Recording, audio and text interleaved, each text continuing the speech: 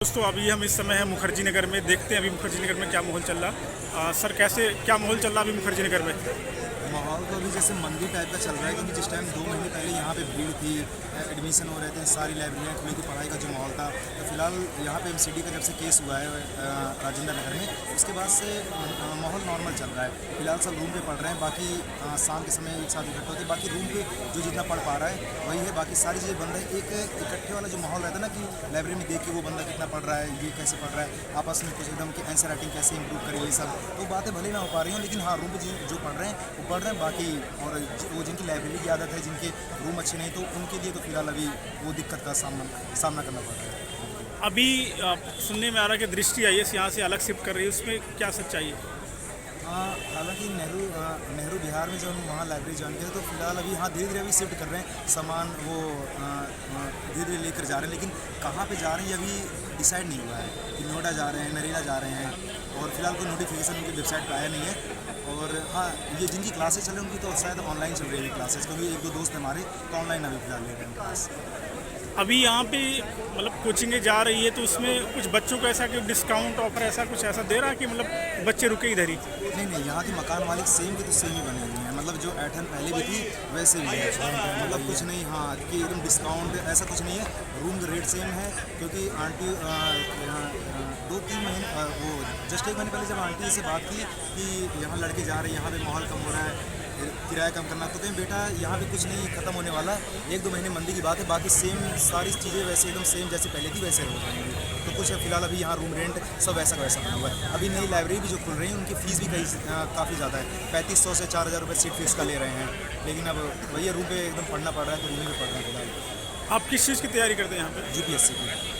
अभी यूपीएससी में अभी जैसे कि मेंस चल रहा है, अभी क्या चैलेंजेस चल रहा है उसमें, क्या आप सीख रहे हैं जो मेंस अभी क्वेश्चन आ रहे हैं? मेंस में अगर इस बार का पेपर देखा जाए तो फिलहाल प्रीलिम्स और मेंस जैसे पिछली बार संसद में उठा था कि काफ़ी हार्ड आया था 2023 का पेपर, तो उस हिसाब से तो वो पेपर थोड़ा आसान था। लेकिन हाँ ये कि फ़िलहाल अभी विजन में टेस्ट सीरीज ज्वाइन किए तो वहाँ पे देने जाते हैं, मिनटर से एकदम डिस्कस करते हैं, तो फिलहाल वही प्रैक्टिस चल रही मेंस आंसर राइटिंग की। बाकी आज GS 3-4 दोनों हो गए, तो पेपर देंगे थोड़ा अच्छा लगा। बाकी इसके आंसर राइटिंग अभी लिखना बाकी है, तो 3-4 दिन में कंप्लीट करेंगे। और वो प्रीलिम्स के लिए तो फिलहाल दिसंबर के बाद वो तैयारी शुरू करेंगे, लेकिन फिलहाल अभी मेंस की चल रही है, ऐसे लिखना ये सब। बाकी हाँ वो विजन में जाके सारी चीज़ें एकदम ये वो टेस्ट देना, आंसर देना, तो उसमें अपना क्या इवेल्युएशन हो रहा है सारा डेली का डेली, अभी वो फिलहाल एकदम यूटिलाइज कर रहे हैं। अभी आप कहीं कोचिंग ले रहे हैं आप?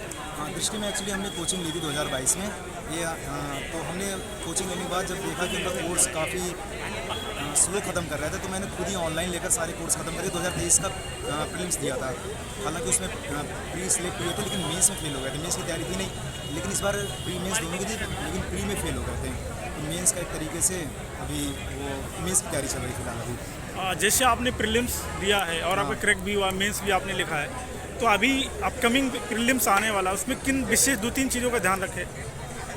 उसमें फ़िलहाल तो अभी देखा जाए तो जैसे डेप्थ में ना जाने के बजाय अभी जितना अच्छा कॉन्सेप्ट क्लियर हो उसमें विशेष ध्यान रखना चाहिए।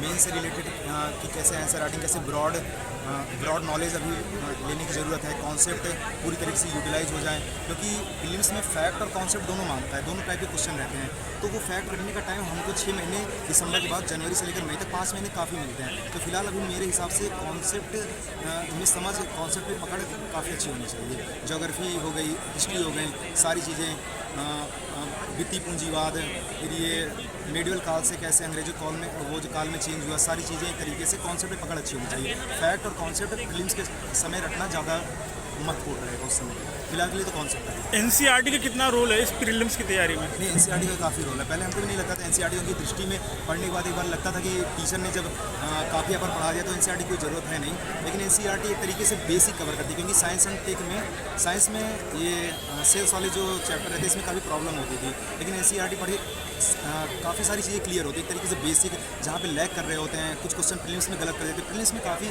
हेल्पफुल रहती है NCERT।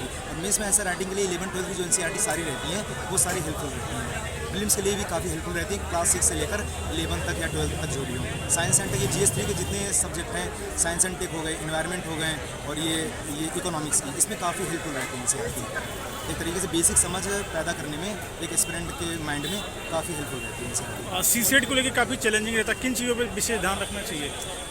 सीसैट मेरा मानना है, जैसे हालांकि मेरा मैथ ऑप्शनल है तो इतनी दिक्कत रहती नहीं, बीटेक हमने किया है, लेकिन सीसैट पे जैसे हफ्ते 2 हफ्ते एक आध टेस्ट लगा लेना चाहिए, क्योंकि एक तरीके से अपनी कमजोरियों का पता चलता है कि किस सब्जेक्ट में लैग कर रहे हैं। कंप्रिहेंशन और मैथ के क्वेश्चन दोनों पे ही एक तरीके से पकड़ होनी चाहिए, क्योंकि जब 2023 में हमने दिया था तो एक गलती कहते हैं, हालांकि एकदम एज पे थे, सीसैट में 66 कट ऑफ रहता तो एक तरीके से 69 था, लेकिन वो मेरा मानना है एक तरीके से कॉम्प्रिहेंशन और उस पर मैथ पे दोनों पे पकड़ होनी चाहिए, क्योंकि कॉम्प्रिहेंशन अच्छा खासा नंबर प्रोवाइड करवा देती है और मैथ में हमको वो क्वेश्चन चूज करने चाहिए जो आसान होते हैं। तो अगर सारे सब्जेक्ट पढ़ें मैथ में तो कम से कम 20-22 क्वेश्चन हम फाइंड करने में एक तरीके से हेल्पफुल रहता है वो एग्ज़ाम समय में, कि 20-22 कौन से क्वेश्चन आसान है उस पर वो उस पर सही कर सकते हैं, और 18-20 क्वेश्चन इस पर कॉम्प्रिहेंशन के, तो दोनों मिला के तरीके से कट ऑफ पार करना काफ़ी आसान रहता है। क्या बिना कोचिंग के सिविल सर्विसेज की तैयारी की जा सकती है?